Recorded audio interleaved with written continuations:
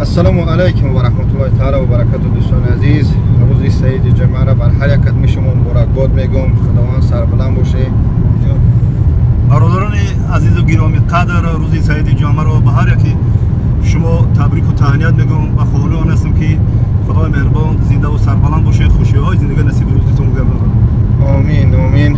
دوستان عزیز، نسبت برادران اهل بیت که از دنیا گذشتن در شهر خاروق روزیش ویدیو کردنی بدیم. انشاءالله میگم بنی آدم اعضای یکدیگرند که در آفرینش ز یک گوهرند، چو عضو به درد آرد روزگار دیگر عضوها را نماند قرار. بله بابا جان، در همین جمعیت چی گفتنی هستم؟ همین گیجای میرای من الحمدلله تمام شهر دولت گشتم، عربستان و مقصد نروژ و ترکیه و ازبکستان همه شهرها گشتم. همین یک سوال شمیتی ملت چیه؟ میگن که ازبک یا ترک یا مقصد نروژ یا که امریکانس یا افریکانس، نومی قشلاق رایانشون نمیگیره.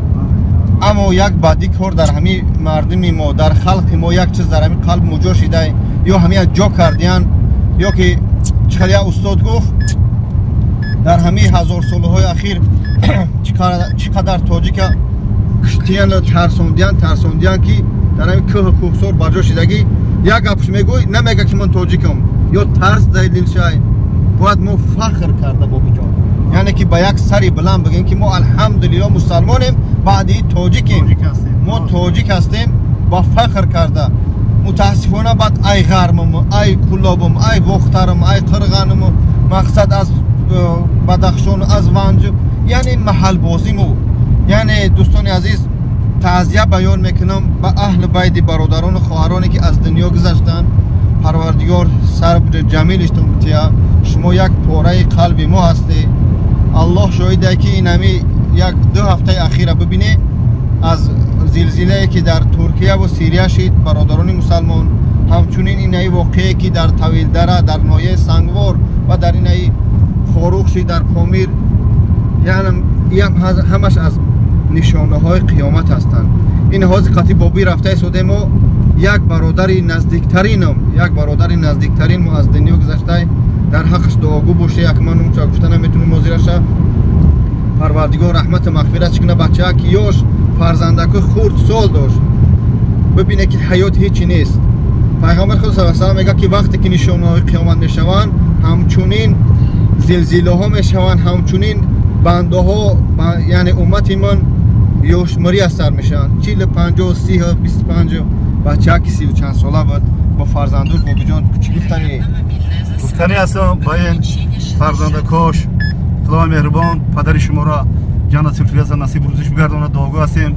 خدای مهربان با شما صبر جمیل. تقدیر همین است. خداوند چقدر مهلت داده باشه به ما همون مهلت یگم ساعت و یگم دقیقه زیاد و کم کردن نمیتونیم.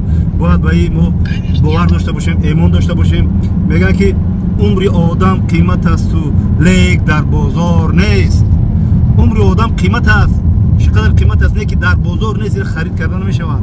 فقط ما ایمان داشته باشیم چقدر که خدای مهربان خدای تعالی به ما مهلت داده باشد، همون مهلت را طی میکنیم و جان به حق تسلیم میکنیم. برای همین باز یک بار دیگه میگم که تمامی با این مردمی سربلندی کوهستان و بدخشان که مردم جان خود را از دست دادن، با آنها خدای مهربان جنت الفردوس نصیب روزی گرداند و اهل و بیتشون خدای مهربان صبر جمیل بده که یک پارچه جان ایمان است. این بدخشانی ها ما باید همه وقت دوست، همه وقت برادر باشیم، همه وقت در غم و شادی همدیگر باید شریک باشیم. خدا نگهبان و سربلند باشه. بله دوستان عزیز، از هر یک قدم شما در اخیر ویدیو هم یک گفتنی هم این ملت سربلند من، ای ملت غمخوارم، ای ملت دلسوزم که در همه پستی بلندی در بری همدیگر هستیم. والله بالله تالله قسم دائم راه رفته سودیم، در راه سفر همون مرگ رفته سودیم. میستم فکر مینم در همه جا فقط ملت بازی نمیکنم، نامی تاجیک است. در همه جا تاجیک یکم باره در کاری خیر هست. خاریای خوب داریم، الحمدلله دولت آباد داریم، استوریای خوب داریم که историяи тоҷикҳо худтон медонед ки аз қаҳрамонҳо аз шоирон аз рустами достон исмоили сомонӣ чӣ қадар мо бигем историҳои бақувва дорем аз гузаштагони мо. ҳозира боша мардими алҳамдулиллаҳ олимои хуб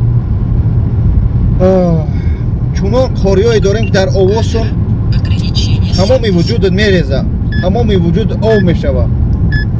аз ҳар як кадими шумо хоҳиш мекунем биё миллатбозӣ накунем. гиҷое пурсидан мо бигем мо алҳамдулиллаҳ тоҷик ҳастем. ду бачаҳо ки иноз дар санкт петербург маҳкам кардиян, ина сеюмша қабзиян бурдиян маҳкам кардиян аз рӯи ҳамун як тае ки фитна дохт. ҳар як коре ки мекунед дӯстони худо андешида фикр карда кунед, ба хотири оне ки падар модар моро ай тоҷикистон барои аллағманун роҳӣ мекунад ки тоҷикистон алҳамдулиллаҳ мақсад ёш аст, навҷавон аст, бигем 30-31 сола шудем, аммо оли зарфлатҳои калон нестем ки зиндагия полни хӯронда пӯшонда битунем.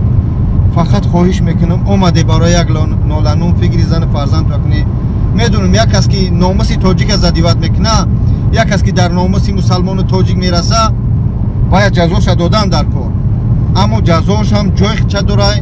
акаҳое ҳастанд, бародарое ҳастанд дар ҳамин соҳа ки паси экран воёра мешунанд дар ҷошон, аммо ба чунин публичне накуне. ҳар як коне мекуне андеша куне. аз шумо хоҳиш мекунем миллати сарбуландам андеша куне. ина ид бачаҳо зи депортатсияш кардан, адвокат кор кардасе, ин бачаи дигариша бо хабидан бурдан виднажи телеса дошта. ман ҳеҷ кас шумо тарз наметем. алҳамдулиллаҳ воё шери наран аз рӯи миллати тоҷик, аз рӯи номус вуҷуд дирин хун ҷӯшид, хестан ин кора кардан. аммо камтар ҳамаё дур андеш мешидан, фикр мекардан, бояд ҳамаи яна мунде мекардан ки ҳамаи на публичне мешид, на гап хабар. ҳамаи мо қасд дорем, аммо ҷои хича дорад. ба ҳам хотир аввал фикри парвардигор, фикри қиёмат, фикри падару модар ватани азиз кунед. аз ҳар як адми шумо хоҳиш мекунам боз ҳам дар ҳаққи гузаштагоне ки дар табилдара гузаштанд, дар хору гузаштанд, худованд раҳмату мағфират кунад, парвардигар ҷаннатул фирдавс насиб кунад. бародарону хоҳарони дар Сирия ва дар Турсия гузаштанд, парвардигор қавшуна пурнун рӯҳша шод гардона. чӣ гуфтаниём ве сарҷам шем аз бораи худо. парвардигор кулли гуноҳи моро афу созаву ҳамаи моро барои рост ҳидоят кунад. ассалому алайкум ва раҳматуллоҳи таъала ва баракатуҳ.